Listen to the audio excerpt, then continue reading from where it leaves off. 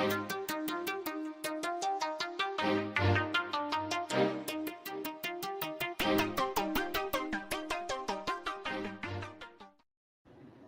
y'all, what's going on? It's the Culture Critiques panel. We're back again to discuss the Real Housewives of Salt Lake City's Season 5, Episode 18, which just so happens to be the reunion part 2. You already know we're going to get into it, so let's go. Let's go.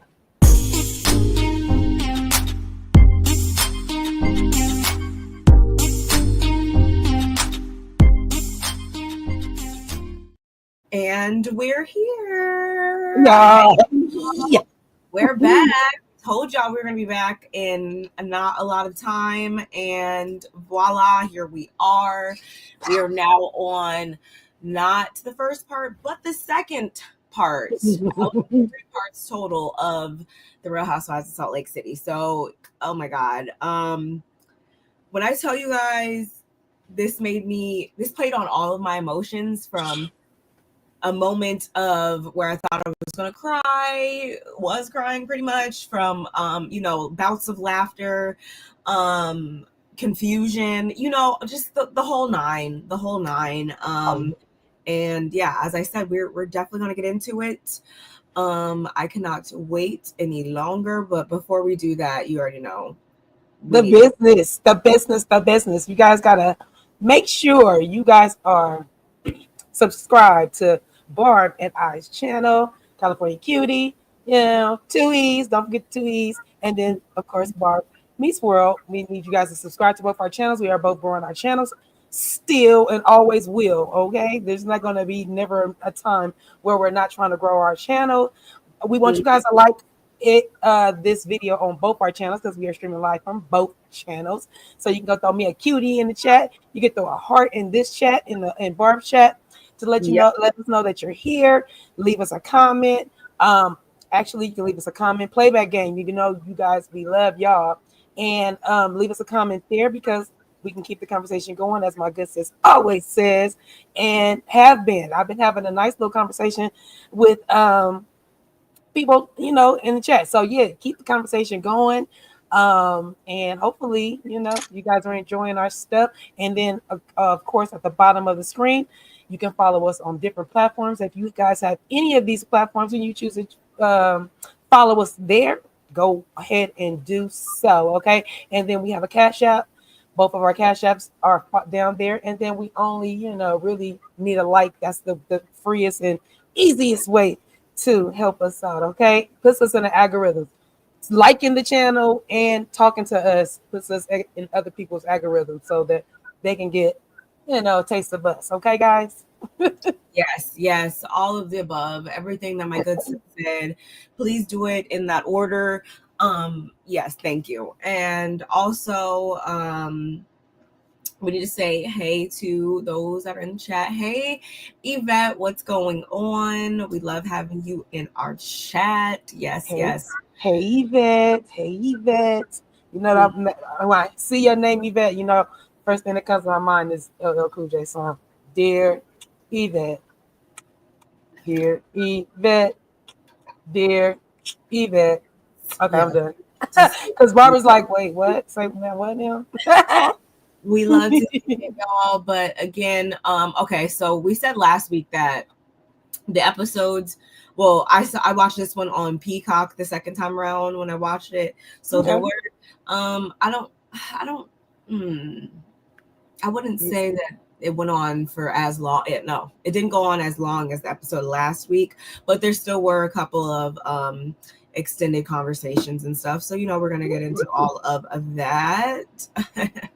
Yvette is laughing. We love to see that.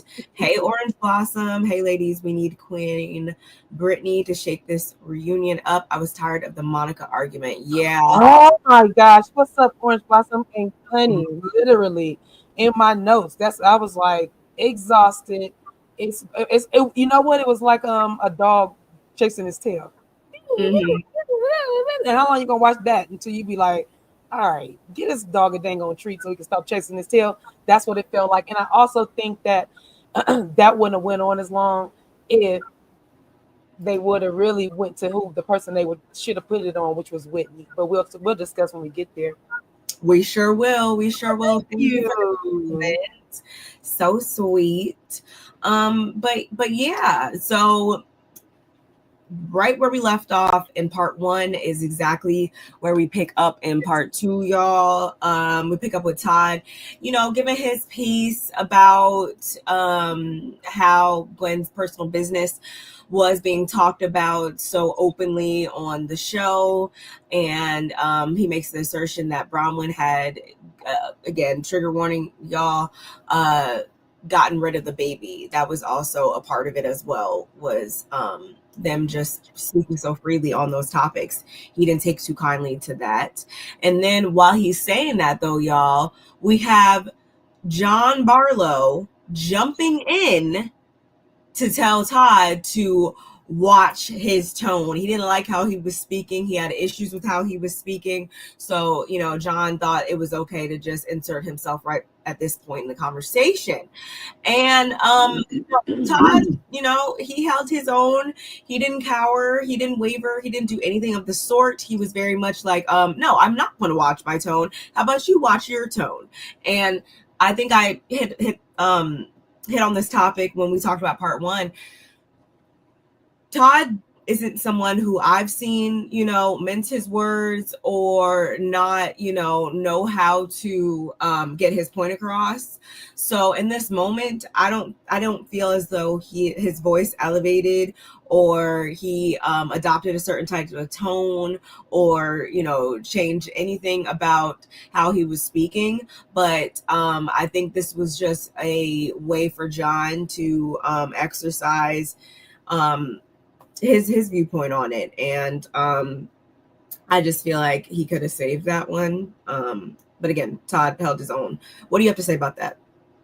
I don't think that John was reading the room. I don't think he understood what was going on. Were you listening to what they were talking about and why? If his tone sounded any different, it's because of what the sensitive nature, what made him feel that way. Even though, like you said, we can put it in the chat. Chat, do you guys think that Todd's tone changed? Or if it did change, he had every right because of the nature at hand? A one in the chat if you think that he was okay with the way he was speaking. A two in the chat if you think that he was all off the side of his neck and John was correct.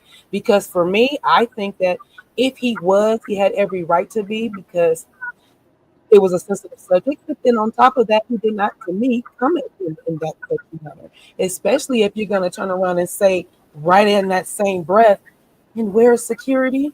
What? Now you're acting like your wife. Okay? We already know you can't parallel apart. So don't start acting like that. Okay? Don't do that. Because that was just goofy as I was like, what? How you gonna need security, but you the one gonna buck up at somebody because he's speaking? Shut up. And this is his first one. Shut up. It was a lot. Hey, cousin, what's going on? Hey, Christine. How's it today? Oh, yes. Thank you for the compliments. You guys are so sweet. I see some twos. I see a one. Okay, yes. Let us know how you really feel, y'all. As I just said, I felt as though Todd didn't change his tone whatsoever. I just think that was John trying to assert himself because we don't really see that too often. At least I don't. No, yeah. I guess we are family right now. Yeah, we don't see it. We don't really see that type of behavior from John too often, so I'll just chalk it up to that. Lisa, on the other hand, she let Todd know that, on one hand, she understands how it could have came off, but at the same time, she basically says that it's all fair game, for things to be repeated on the show once it's out there pretty much. So, Bronwyn's not trying to hear that though, from her perspective. She looked at Lisa again as someone who was a friend. She knew the gravity of this topic, and she doesn't understand how Lisa would have let that be repeated from her, mouth. And I also picked up on how Lisa had made a mention of in part 1 that they filmed the after show right after the episode is taped or whatever.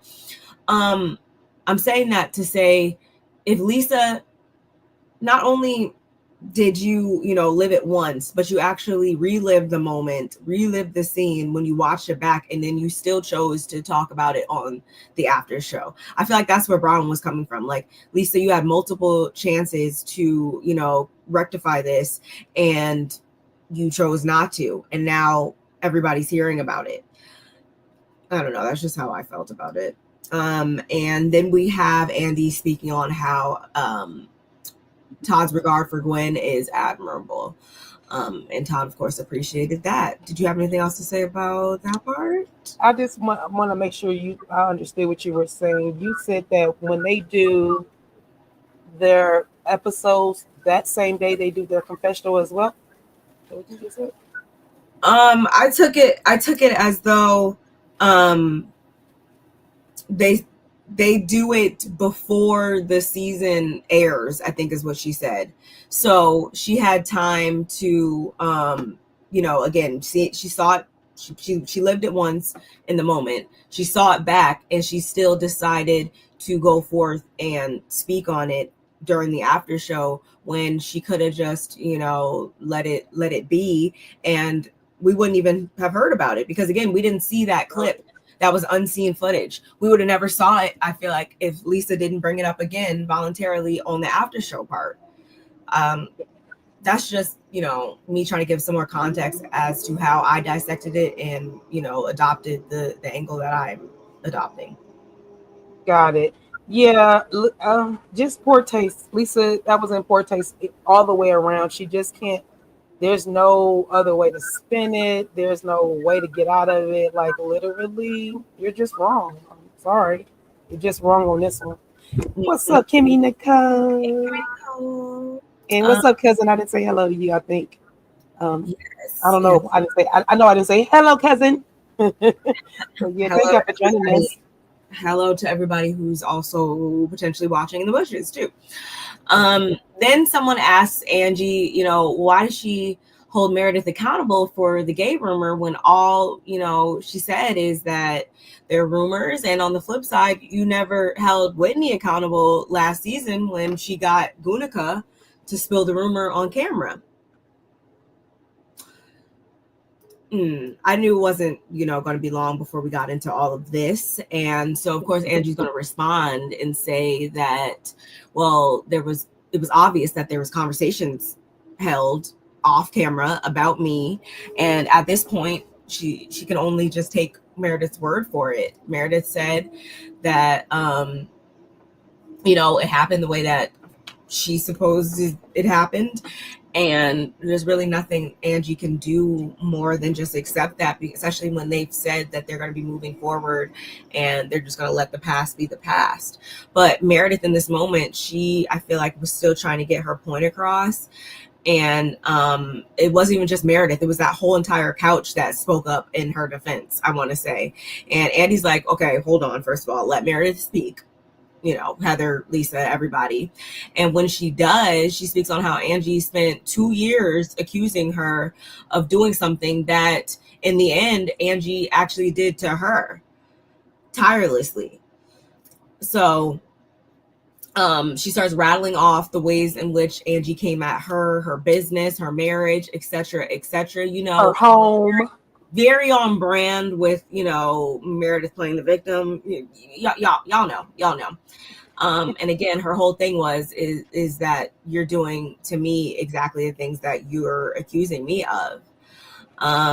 And I think it was Sean that actually jumped in to say that, well, actually, Meredith, you're the one that said that Gunica could take our home. So what are you saying right now? It was, each side speaking, in defense of themselves.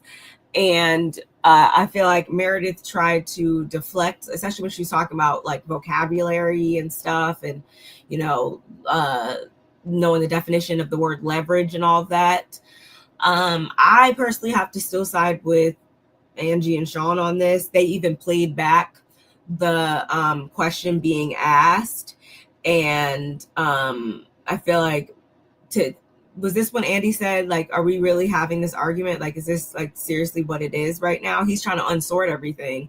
Meredith's bringing up how this is the only reason why she came to the reunion was for her to pretty much be vindicated in this matter. And they start bringing up the Après ski event, and then she jumps up very dramatic, like, y'all, she being Meredith, to say that, you know, she is finished. Please, they don't say that on excuse me, please be sure when you're saying Meredith, please don't just say she. Make sure you say she, Meredith, because that was a lot of the argument. She's never said my name. Okay, girl, shut up. She didn't say my name. She never said me, girl. She referenced you. So please, when you talked about it, please let's make sure we are saying she, her, Meredith. Precisely. And she being Meredith, accuses Angie of having unwarranted mean girl vendetta against her for however long, and she doesn't know why. So at the same time, on one hand, I feel like Angie was speaking from the angle of, like, you know, I have my feelings about it, but at the end of the day, I'm just going to accept, you know, whatever Meredith is saying for the betterment of us moving forward. But I feel like Meredith had to let us know that no matter what, she's never going to completely see it for Angie, because this is something that she's, you know, in my opinion, taken to the grave.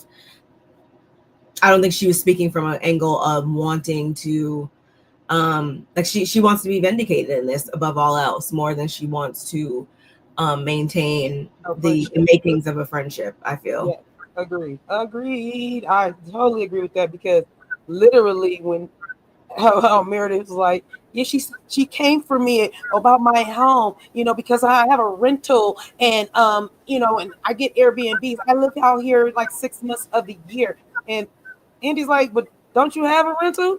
Yes, but the way she was saying it, I said, okay, keep that same energy, Meredith, because you do that same thing. You say something and act like, no, that's not how I really meant it. I was just really stating facts. That was in fact. That is in fact that you are a renter. So, but right now you're saying, no, but she's taking digs. No, remember just the last reunion. I mean, this last episode, you said I was merely stating facts. That's what she doing. So miss me with that, Meredith. All that trying to be all somber. I can tell in the way she's sitting while your husband, red cup set, sitting up there like, well, I've been drinking all day. Like, literally, they look like two different people. I was like, y'all get on my nerves. I'm sorry. Meredith, I'm over you right now. And you with the dramatics, and I'm going to get up. Go, girl. Bye. Because you don't bring that much. You really don't. So if you need to leave, see you later. See ya. I don't need it. Hey, Colette. Hey, my big sis. But yeah, I don't need that. She gets on my, she's working my nerve. And like I said, Seth is just sitting up there. He don't really have anything to say until somebody really calls up on him, because he just like, just don't call up on me. I am so like, I don't want to be here.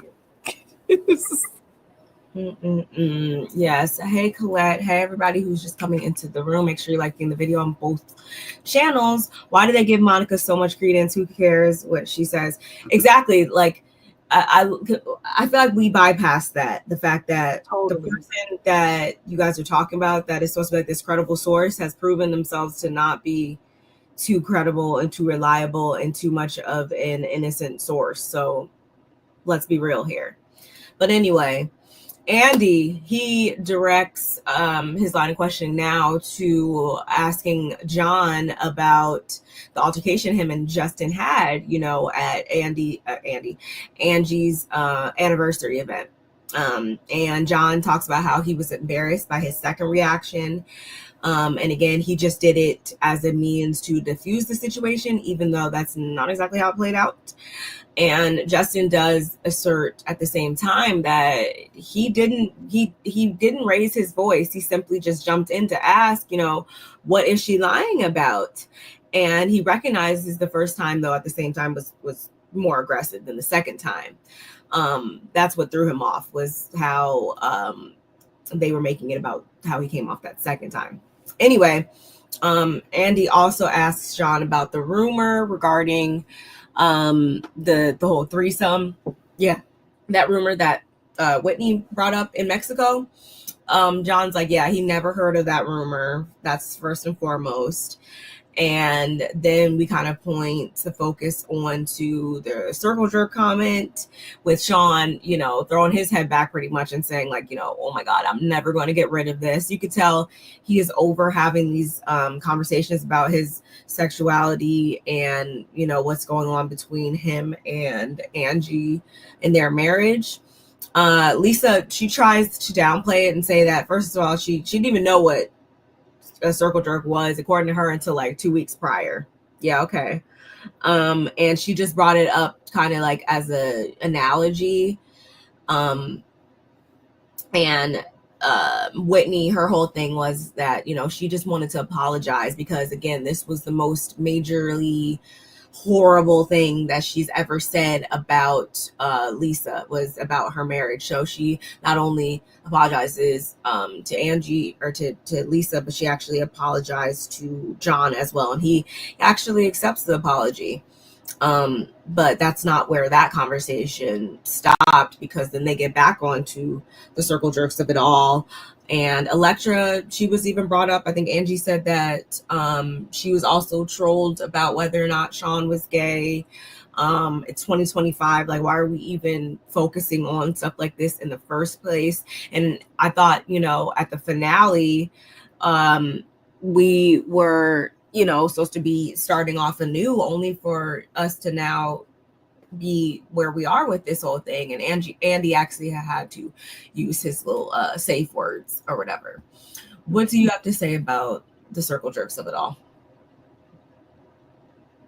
Couple things before we get to the circle jerks of it all. I want to go back and just say, I wonder if John is going to feel, once he watched this back, does he feel the same way he felt about Justin?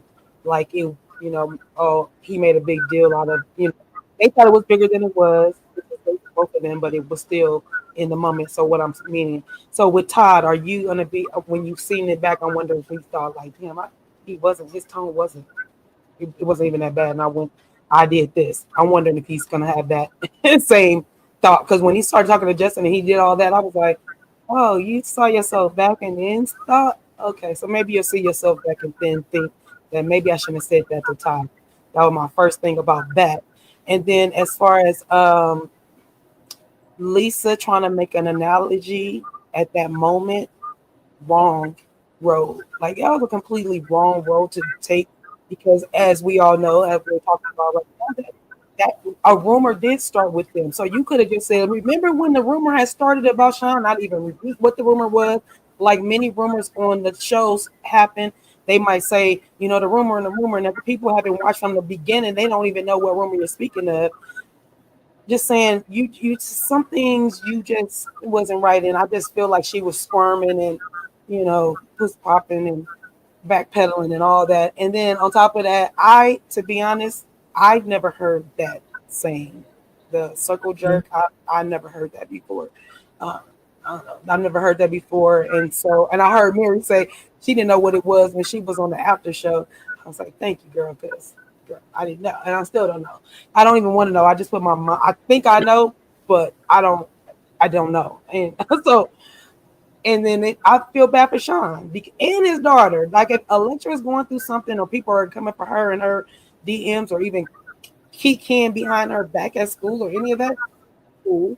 And then Sean being himself, him having to defend himself on some while he's married is just some bullshit. Nobody wants to do that. That's got to be exhausting. That wouldn't work for me. No, Not me either. I'd be completely over it. And I would not take people's apology. So like, well, I apologize. Well, I didn't mean it. Yeah, okay, girl, whatever. Okay, move on. But it still keeps happening. So I wouldn't. I'm not doing that with her. They never made Lisa answer as to why she immediately flipped on Angie instead of Whitney. It is weird. I put that in my notes too. That is a great point. Thank you for that, Yvette.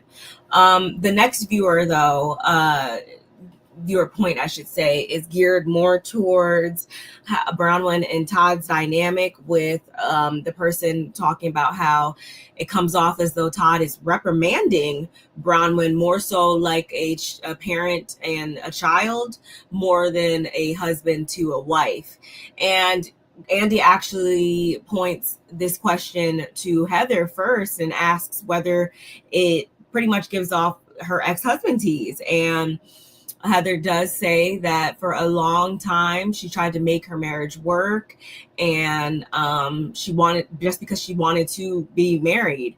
Because remember what we heard, y'all, it was that you can get into heaven without having kids, right? But you can't get into heaven without having a divorce husband. or without the divorce or husband, or is it both? Is it just not a husband? Without a husband is how they posed it. So you, again, that's basically where she's speaking from when she's summarizing the fact that, yes, Todd did kind of give her the vibe of her ex-husband.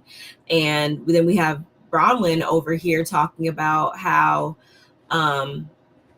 or actually Heather also brought up how Bronwyn spoke to her and she, wait, what?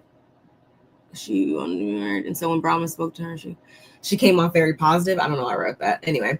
Then we see this unseen footage that Todd is actually being very encouraging. He's speaking very, nicely on Heather, talking about how, she's exceptionally attractive and well dressed. And this is just the things that he was saying are not things that he really says about Heather. He's not as encouraged, or Bronwyn, not. Oh, I was gonna say and on the contrary, she speaks on how Todd is, or no, that was Angie that actually jumped in to talk about how Todd is funny and fun. And Heather's whole thing is like, yeah, you said those things to me, but like at the end of the day, like you don't even show that level of support to your wife.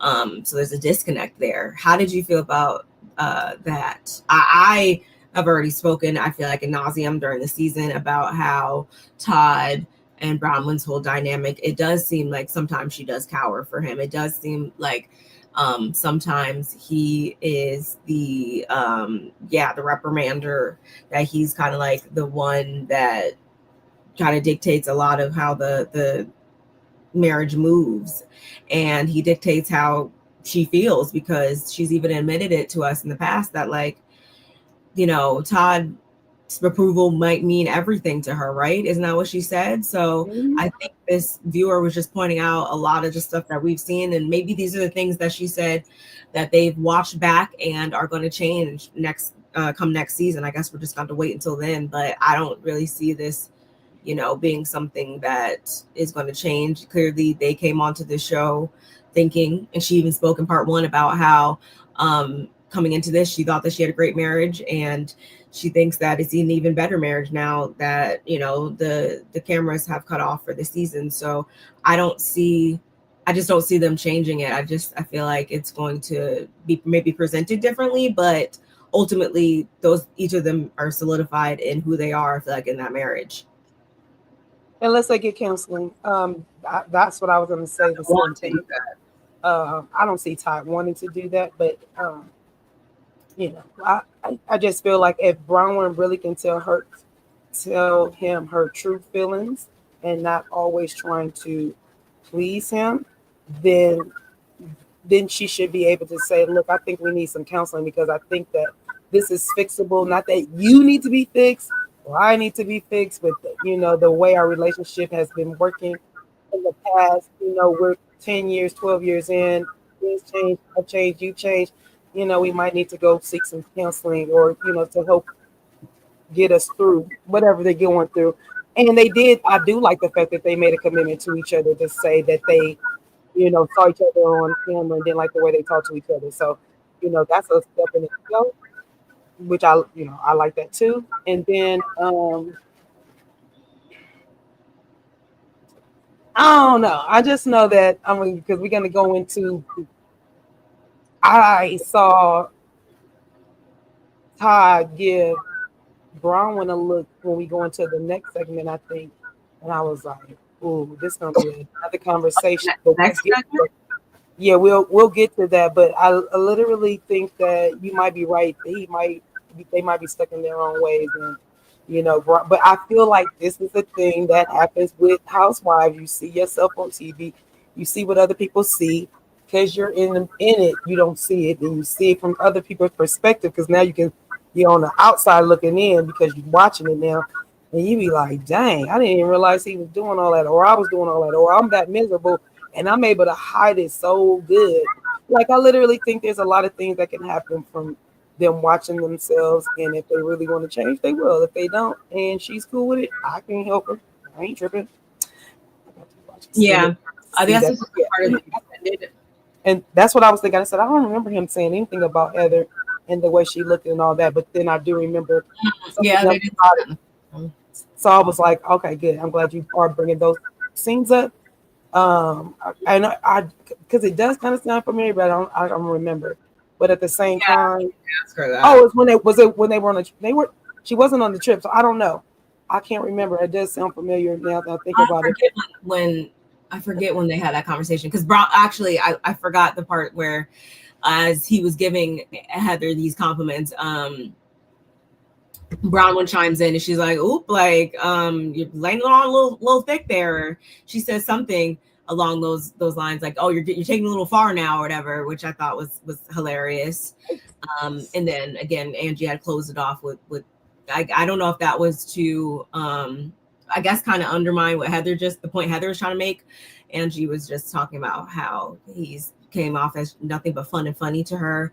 They showed some selfies that she took of him and her in the gym, Angie and Todd, which I'm like, oh, well, last time I checked, I think I brought up the fact that on the after show or Watch What Happens Live, it seemed like Todd wasn't over the nasty things that Angie said in the text message, at least. But it looked like in this moment, they seem to have culminated a I don't really neutral enough. Obviously, if they're taking gym selfies.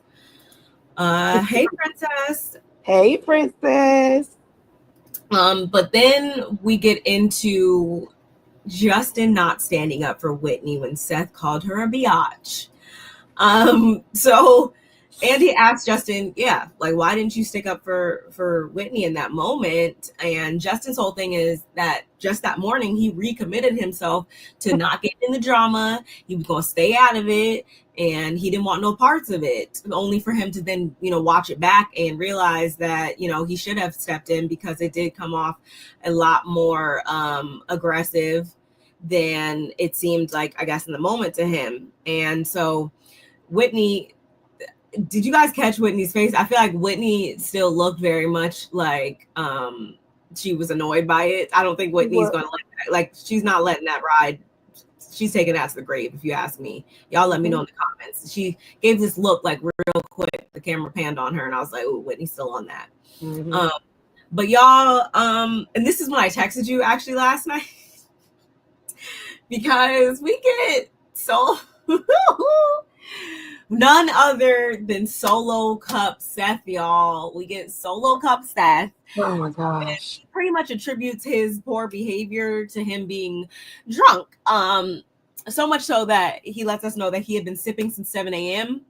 and he was pretty much loving life at that moment. From the private jet to the premium booze, like the whole nine. He was having at the time of his life, so much so that like he does admit though at the same time it was aggressive. And but for him, it was like he was dealing with all that. And then we have Sean coming off like dishonest. We got Meredith over here who's using their son as a pawn. So like, and it's never an excuse, but at the same time, y'all have to realize that if Seth were to see John on the street, that he would hit him with a "what's up, biatch," because that's just how he talks. Okay.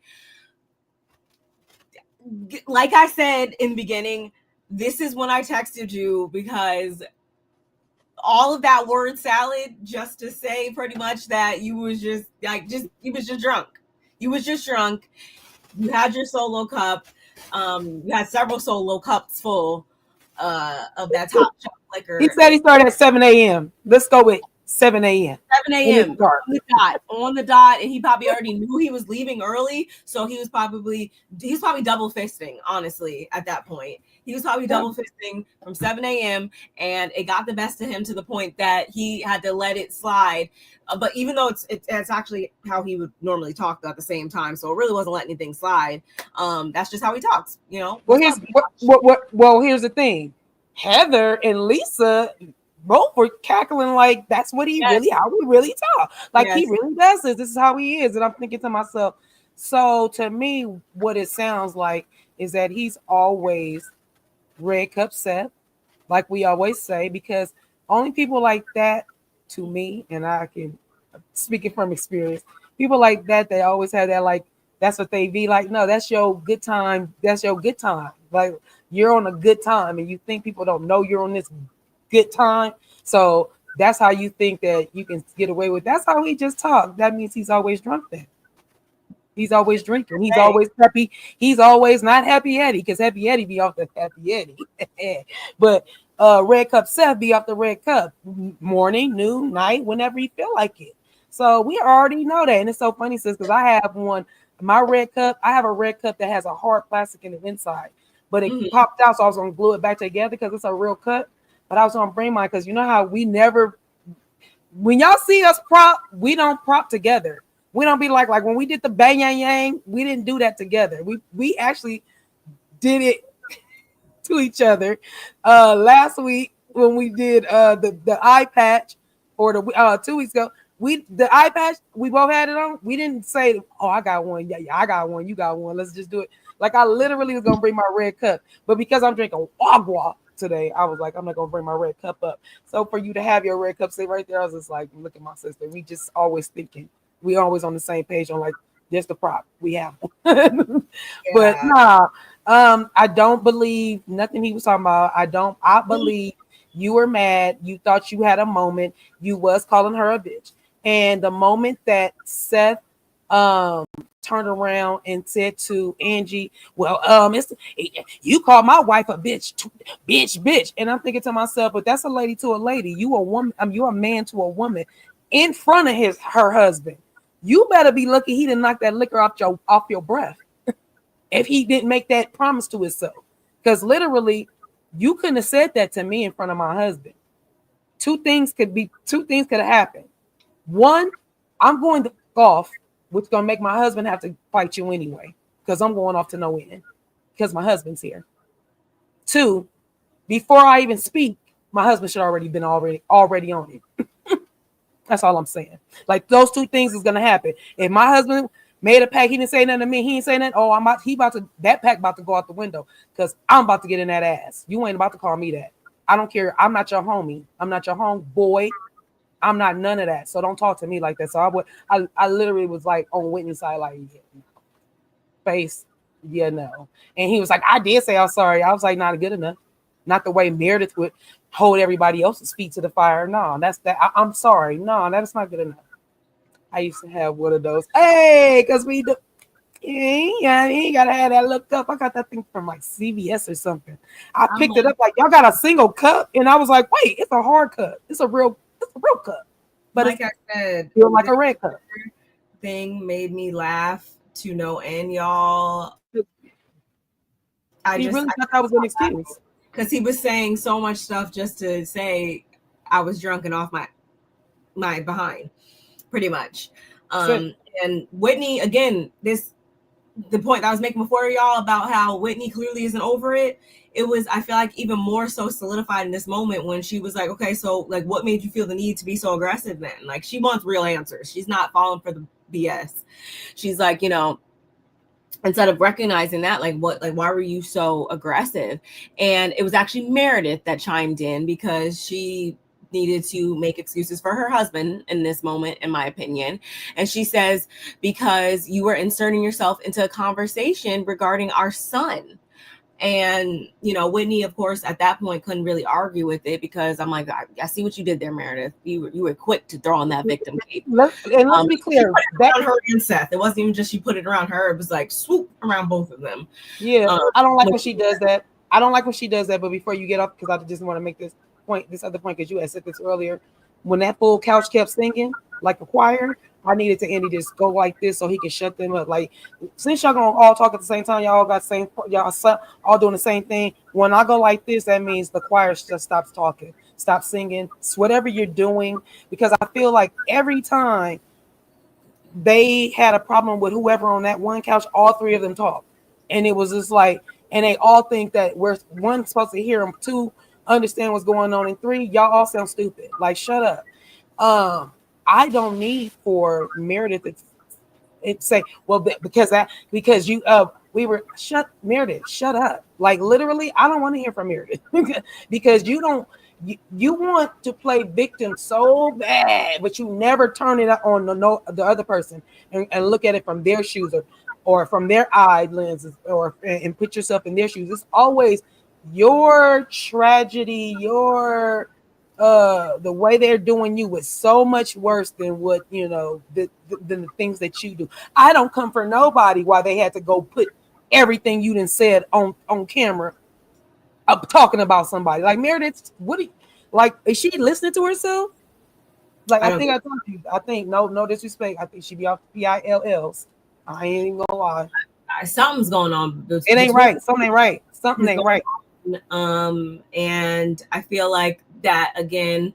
We were given another example of that because then we get Seth snatching the baton of deflection, talking about it isn't intended like the way that Angie just called my wife a bitch twice.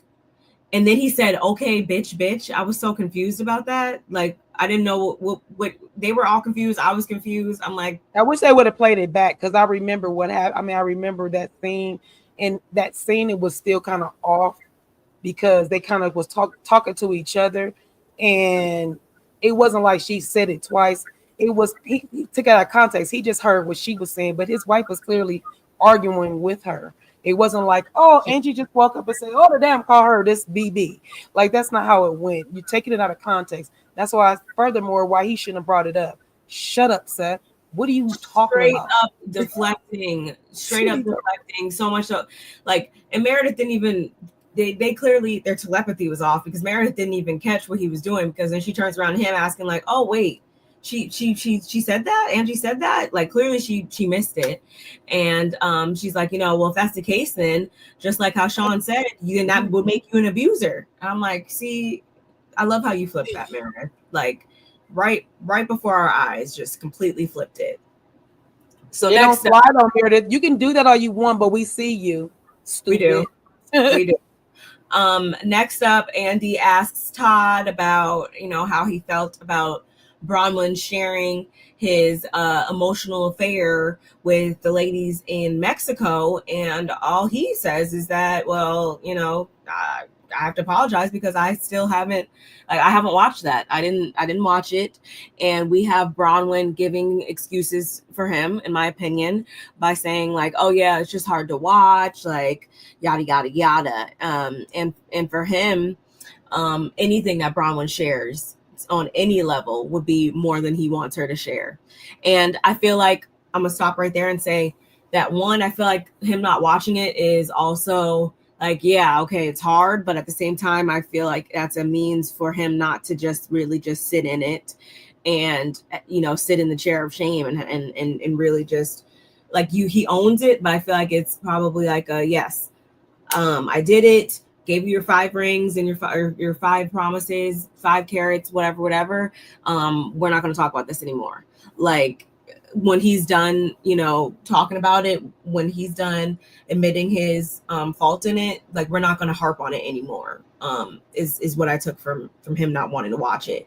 And then I also feel like this was his way of kind of, it would kind of be a manipulation tactic, I want to say, because he's saying anything anything that you share is more than I want you to share, that's going to make her question and think that she's always in the wrong by sharing anything. That's going to make her, question herself and whether or not this is even what she should be doing in totality. Like, she's already admitted again, y'all, that this man's approval means everything to her. So if she knows that now you don't approve of her sharing anything, she's about to be on, mute then, probably, knowing her, because she just doesn't have that level of, I'm not saying she doesn't have any power in her marriage, but it's clear that she's the one that I feel like is more willing to compromise. Yes, she's more submissive in their union. She is. And I think that comes from him just having more money than she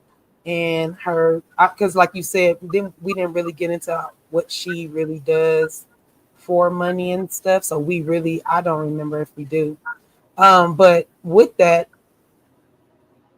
I told y'all, Todd looked really pissed off when Andy brings up, and I don't know, we're gonna get to it, but when he brought up, how Gwen was the one that saw it. I know Gwen was the one that saw it, and I was like, I mean, and he like literally when he looked down there, because they're not sitting down like this, she's kind of sitting over here, and so they don't show a full picture, but they show him look down at her, and then the next thing he do, he like kind of does his hand over his mouth, and I was thinking to myself, I wonder what's going on in his brain right here. Hey, son, I wonder what that means. Like, are you thinking this is the type of, I did not want you to share, and this is the type of thing that somebody can bring back up to me and like you said, make me relive it or retract it, or say that wasn't right, or elaborate on it if you can, if they ever have another interview with anybody. So I was just like, I hope it does not shut Bronwyn up. Not that she needs to give any more. She gave a lot, but that's because things are heavy on her heart. A lot of that stuff was heavy on her, and clearly she doesn't really have like really friends. I think their friends is his friends. I don't think like her age group friends are like hanging out with her and Todd. Just my assessment. I don't know for a fact, but I just don't feel like they got those type of friends, and that's why like when he had said something, he was like, "Oh," she said, I could be a snarky bitch," and he said, "Don't say that. You're the one that be like at the Christmas parties, like this my wife, not so much like a trophy wife, but this my trophy wife. But you better not step out of line and don't you embarrass me in front of my people. None of that." I gotta go back and watch that part. He seemed embarrassed. He was very embarrassed. I like literally. I was like, I feel nervous. But then this what he did. He looked at her, and he turned to Andy, and he said there was a lot of things that that made this happen, or like made this go around. Not just specifically that Gwen caught him. I think tried to change it up, but I was like, I don't like the way that even sounds. And the fact that she said they didn't watch that particular part. And I'm thinking to myself, wow. So y'all watching it and you say, you know what, babe, I don't think we should relive this part. Because I don't want you to see this part, because I don't want you to relive it. I don't want you to. And I'm thinking to myself, well, this is supposed to be the learning moment. Y'all said y'all learning from watching yourselves back. So why would you exclude any clip of y'all at any time unless you said too much and that man's about to go and be mad about it? Do you still hear it? There's a buzzing noise. Did anybody else hear it? Oh God. Sorry, y'all. I don't hear anything, but I don't hear anything. Let me know. Yeah. Yeah, I'm all I know is I don't think Todd signed up to get so much information. That's what, hence with Gwen coming out. I feel like I might hear an echo. I don't know if it's a buzz. I don't know. Might be me.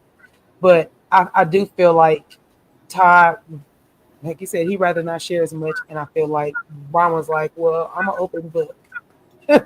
So they got to find a common ground so that it doesn't affect their marriage. That's all. So yeah, just a little. Hey, yes, only one cover. I don't hear anything. Uh-oh. I told you, that must be me. I wonder. I have everything apart from each other, but that is weird because it's like a feedback. I can hear it too a little bit. Oh gosh. Sorry, y'all. Make sure you're liking the video on all I'm gonna platforms. go out and come back in, sis. Okay. Yeah, y'all make sure you're liking the video. Shout out to everybody who's watching. Collectively, we have 47 people. So make sure you're liking. Check the description box. Follow us on all of our social medias that are scrolling below. And we will get to this next part. We're actually rolling through this pretty at a rapid pace. And that's not to say that this episode is bad, because I don't think it was bad at all. It's just I didn't have as many notes as I thought I was going to, though. Again, as we wait for her to come back, make sure you're liking the video. I feel like in this moment too, we even had Seth trying to put the focus on like the true nature of this affair, because he even asked, he was like, oh, it was only emotional, which, you know, insinuates that or gives off the assumption that it wasn't just emotional, it was more physical, it was more, you know, something more to that. So I feel like with all these little jabs and stuff like that, it's interesting. I wonder how that's going to dictate things between the husbands going forward, because at the same time, I don't know if it was right here. I think maybe it was later on in this conversation where Todd actually gives or speaks on how he can empathize with Meredith and Seth's the assumptions that are made about them and their marriage. So I don't know, just a thought. Anyway, then we have Bronwyn, who immediately, once again, for me at least, she puts on this cap that she's going to wear to downplay and make excuses and, you know, talk from a place of like, oh, well, it all comes down to the fact that I just wouldn't, the way that Todd was speaking, I just wouldn't speak, you know, to those lengths with people. And, you know, this is probably the only time for me where Heather jumped in and I was like, okay, please clock it, Heather, because Bronwyn, you're trying to reduce the gravity of what you said. You're trying to reduce, you know, what you were trying to convey to these ladies. And it took Heather calling you out saying like, no, girl, like we were on the boat that day. And, you know, you said that he was disloyal. You caught him in an affair, the whole nine. So don't then try to, you know, circle back now and make it seem like it wasn't as bad as what you were saying. And Lisa jumped in to give her 2 cents and talk about how, you know, well, on one hand, you want to come at me about not saying F Todd pretty much, only for, again, you to retrogress now. And Meredith backed her up on that too. And for whatever reason, Bronwyn again brings up the 5 promises that stood for love, support, fidelity, take care of Gwen, and transparency. Okay, I guess that's cool. But they were very much not trying to hear, you know, the gospel that Bronwyn was speaking from.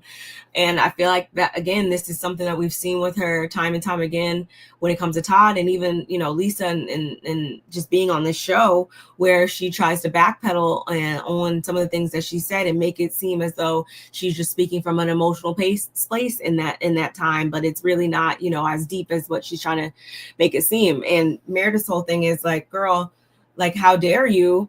Because now, you know, it got to a point where you made it seem like it was so serious pretty much, only to fast forward and for you to come down here and make it seem like it wasn't that serious. We had even brought in my marriage and, you know, affairs and stuff like that alleged into question. Like, what are you talking about?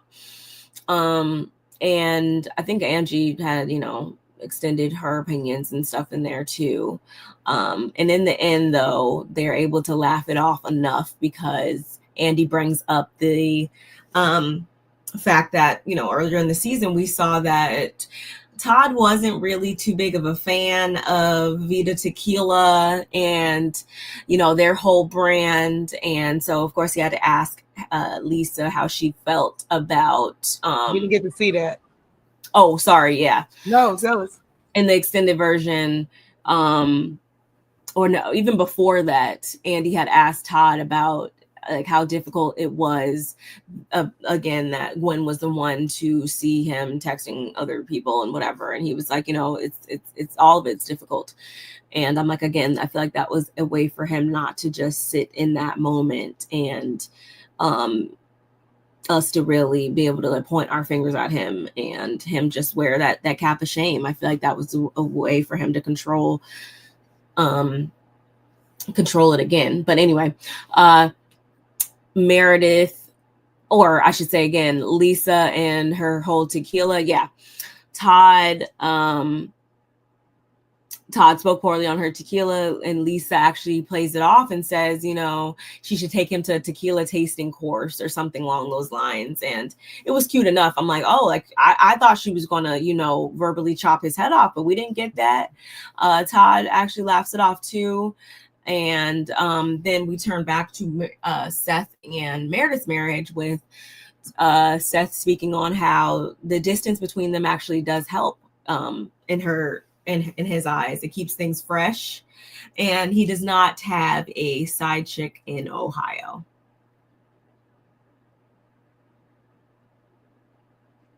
What, we so silent?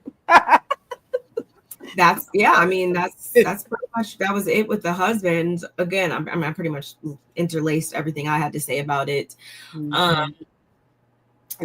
Bronwyn, I need you to not just speak from an emotional place and be so quick to come at us with, you know, how you really feel in the moment, only for us to get to, you know, future scenes and have you backpedal on what you said or change up your stance or feel remorseful or whatever. Like, I'm gonna need you in your sophomore season to learn that just say what you said and mean what you say and stick by it. Now I'm starting to question, thinking about that. Just when you just said all that and talking just now, it made me thinking about how Heather, that could be like the flip side of how Heather was feeling when she went to Bronwyn's house and felt like she was dancing for her life to go to the on this trip. Because if you think about it, like let's dissect Bronwyn for a second. Bronwyn, you say things out of emotion. You could be very sensitive, but then you can turn around and be very your tongue lashing, and you can say some shit that be like, dang, she ain't playing. So I like, you know when to do it and how to do it. Like, are you playing on our feelings? Are you trying to play and see how, like, are you trying to get your feet wet and see where's your middle ground? Because if that was the case, I think you might have did that with Heather and played in our faces. Like, no, I really did was wanting her to go, when all the while it's like, no, I didn't want you to go. I just really wanted you to come. I wanted to hold your feet to the fire and let you know, no, it's a couple trip, you're not going. Could be true. So anyway, Bronwyn, I feel like, yes, that I don't know how much drinking was going on. I'm not using it as an excuse. I don't know. You know, like she said, it wasn't even happening then. So for her to be so emotional about it in that moment and hold Lisa and Meredith accountable for not coming to her when she had all this other support. You didn't need them. They weren't even there. So why would you want them to come support you? Or, oh, I had this moment, and you just had support. It was them back there, with Heather. They were all there to support you. So for you didn't need their support. You didn't even need to tell them about it or nothing. Even though you did, you and Meredith had a problem with it. You went back, Meredith, to tell Meredith, oh, it wasn't that, I'm sorry, I was emotional. Like, I'm thinking about like drama, and then the thing with the necklace, you did buy it, you didn't buy it, then you never bought nothing. What? Yeah, that's literally how I think that was Meredith's main thing. And like, as much as I feel like Meredith plays victim, Lisa too a lot, I feel like. They were justified in this moment because that's literally what you did, Bronwyn. Like you're coming, it's coming off very confusing what type of support you were wanting. And Meredith says that, you know, she thought that she was giving you what you were wanting in that moment, only for you to, you know, have such issues now. It's just like, it's giving the goalposts always moving when it comes to that, and you don't want to be labeled one of those people. I have Peacock. I don't remember every single extended part or whatever, but I feel like I hope I've been hitting all of them. Yeah, because it seems that what you're talking about, I'm like, did I see that part? And I thought I watched it twice, and I did. I watched it twice today. I fell asleep last night. It was good. Oh, it was so good. But after they come from break, y'all, because the husbands are dismissed at this point, we get into Mary and Robert Jr. of it all. And Angie, he asks if she's been like receiving the love and everything. She says she has. It's clear that, you know, her mission was accomplished. And she explains how Robert, she originally, it wasn't planned, but she did tell him like, hey, like, we're gonna talk, like, I'm gonna ask you about, you know, what's going on with you. Like, I recognize that you're not yourself and stuff like that. And it went from there. She didn't know that he was gonna divulge like every single thing that she was gonna divulge. Like, she knew something was off, but she didn't know, you know, specifics until she knew. But it's like, as soon as he told her, she immediately wanted to help him. And since doing so, she's already spoken every single time she's brought it up that he wanted to change. He wanted to do this, although they didn't exactly know, again, the exacts of what that journey would look like and stuff and what was needed. He did want to make that change. And she speaks about how he was gone for 30 days at the rehab. And since coming back, she does still worry about him, because at first she starts to speak about how, like, you know, you need to change up your friend circle pretty much when you have had issues, have these types of issues. But then she says that he is doing well. He still attends she says AA meetings, but I think she meant something else technically, because I'm like, unless he has an alcohol issue as well, Yeah. called something else. But anyway, I got what she was saying.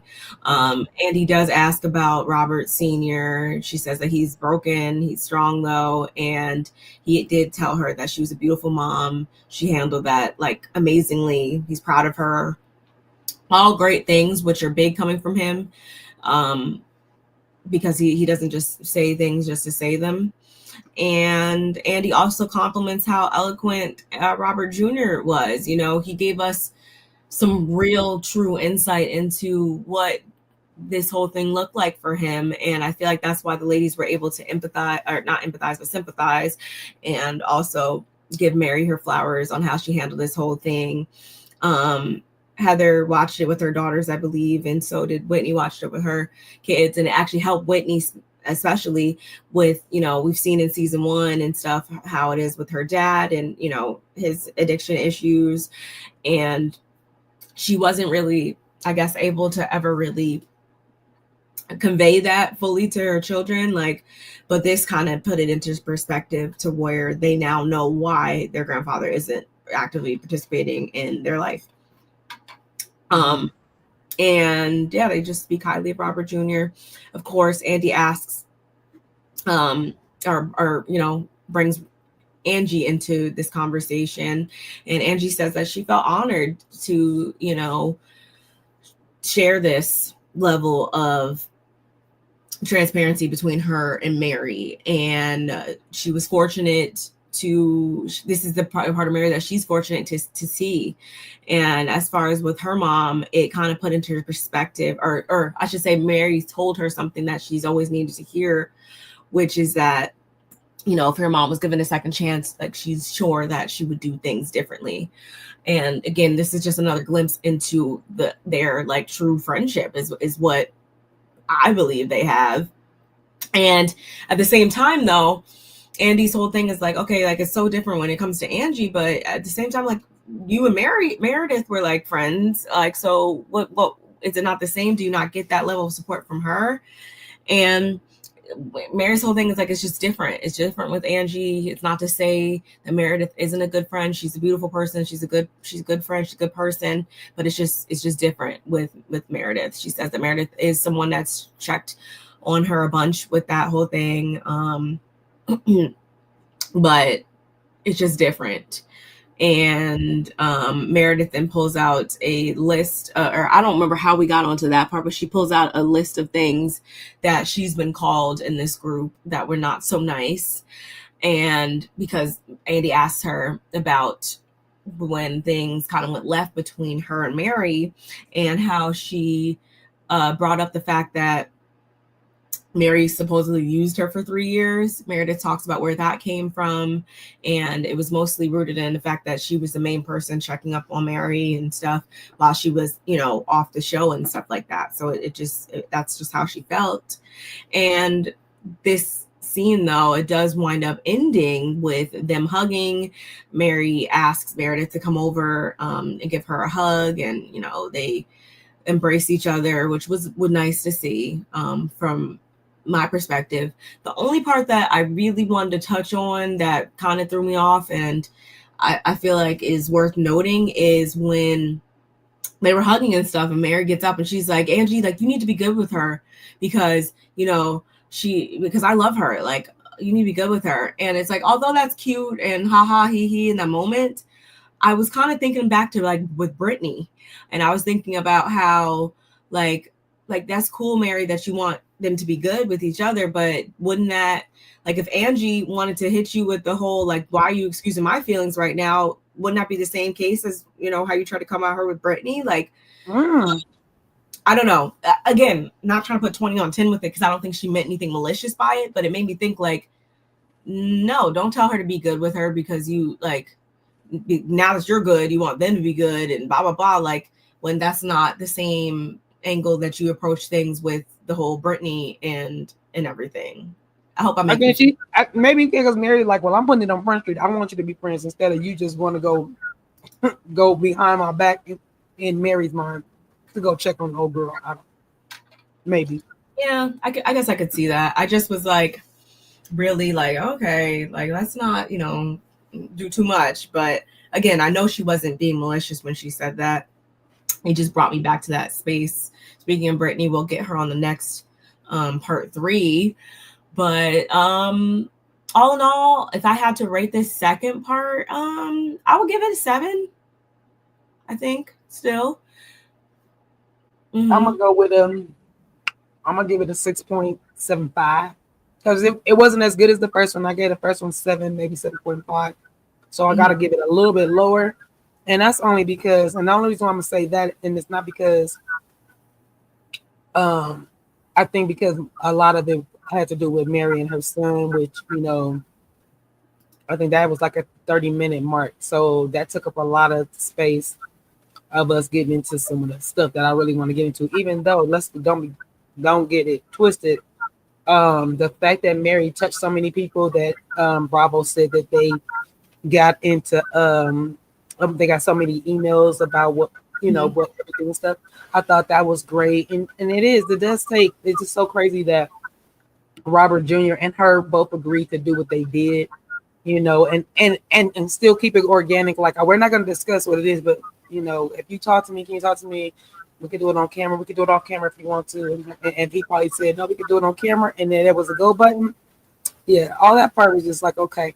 But as far as the guys was concerned, it was all right. It wasn't like, I just thought we were going to get a little bit more into like Lisa was wrong when it came to you and Justin really getting into it. Lisa was, I don't care, she was wrong, and nobody really was like, we really got into it because your wife was being a butthole. Like, I wanted them to say some stuff like that.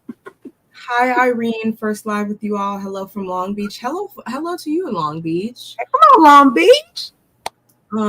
Yes, y'all. Coming in. Thank you for coming in, honey. Commenting, subscribing, sharing, doing all the things. Yeah, this episode, again, it's not bad by any means, y'all. I feel like there was one other thing I wanted to be addressed with Todd, but I can't remember can't remember it right now. I feel like I brought it up last week. All in all, yeah, it wasn't bad. I gave the first part a 7.5. I give this one a 7 because again, I feel like, you know, there were probably some other things that we probably could have talked about, or it wasn't, you know, like I was jumping off the couch. Again, the part that got me the most was honestly Seth justifying his alcohol intake. Because we've been saying it forever Yeah. and ever and ever. I'm like, that is Red Cup Seth all day. Like literally, So hilarious. That's what he do. That's So what he do. Mary, you know, I appreciate her tying up that entire storyline with Robert Jr. Not even storyline, that entire part of her life up with a bow. I respect her for that, and I like that the ladies didn't come at her sideways about it or anything like that. They didn't say anything crazy. They took it very serious, I would say. Man, yeah, I can't wait to see where part 3 goes. Do you think that Meredith is jealous of Angie and Mary's friendship? Yes, he does. Do I think she's jealous?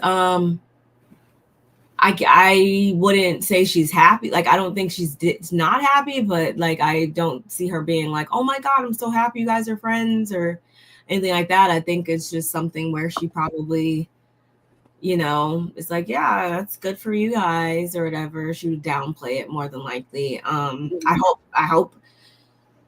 hope she's not jealous of it, because I feel like that indicates the fact that she doesn't share that with anybody in her life. And I think we all need somebody that gives us these types of feels between Angie and Mary. I wish that for everybody. But yeah, I hope Meredith has that and she's not jealous. I hope they hold Heather feet to the fire a little more in the 3rd episode, because I feel like she's been skating by. She had a lot to say about Bronwyn, but I feel like she's sitting next to Meredith and in between Lisa, and she said some things about them. I can't wait for them to get to the part. I hope they get to the part with what she said on that court and how she flipped it and then tried to downplay it. Like, I want to see her come out of that. I can't wait. Lisa isn't that deep. In my opinion, she cares for herself and her listen. Yes, we've definitely spoken about that a bunch. No lies are told in that comment at all. But yeah, that's all I got for this episode, y'all. You do know, but they did drop a little bit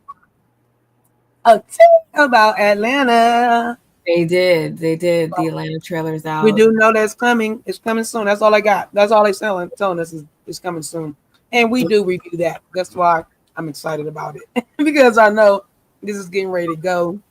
And so, yeah, we do, Barb and I, the Coastal Critique panel, we do review.